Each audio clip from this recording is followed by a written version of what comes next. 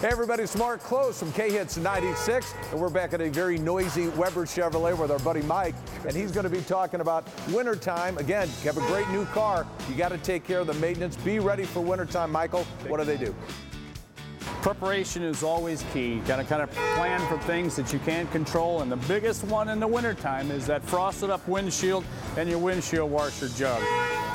During the winter, we up our blend. We have a blend of alcohol and water and a little dye, so we know what the difference is.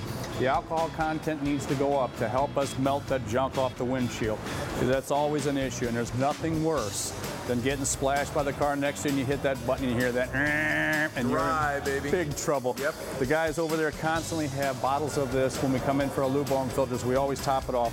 We can actually check the quality of it, see if it's make sure it has the right freezing point. So biggest one in the world right there will get you out of a lot of trouble. Getting in and out of the car. The old days used to break the key off in the lock. Yep. Days are gone. Key fobs have two really good examples of just about everything that fits our models. But inside these guys are little batteries, and the little batteries run out of juice after a while.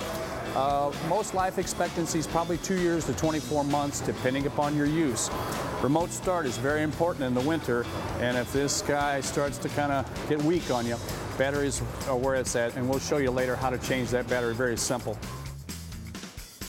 Wintertime, you get to see some really cool things in parking lots. My suggestion has always been on scrapers is buy the biggest honking scraper you can get your hands on. Let leverage be your buddy, because there's nothing worse, and everybody's done it, is chipping at that windshield or coming back down. The glass that we have in our new cars has never been this thin. To get the weight off the vehicle and to get safety, it's a laminate. I have a layer of glass, a little bit of plastic, and another layer of glass. Strong, but it's thin. Just realize that leverage is your buddy.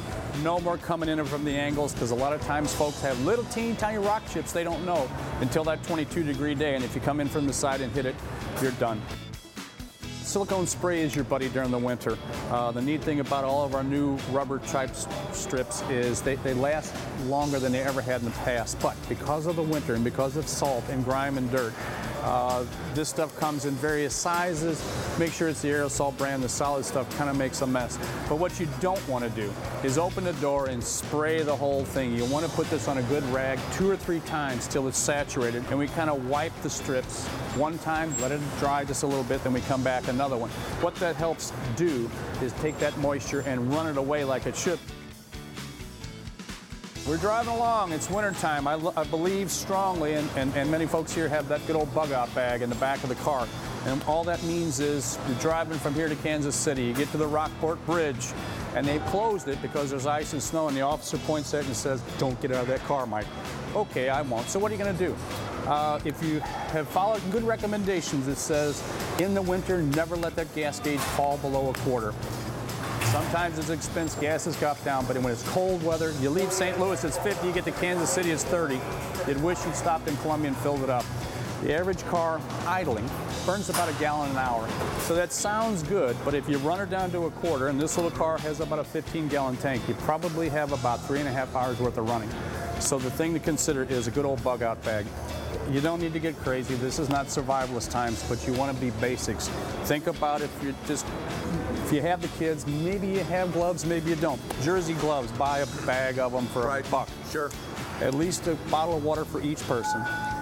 Energy bars are pretty good. I would say nothing with whole grain goodness or what that would move. You want protein.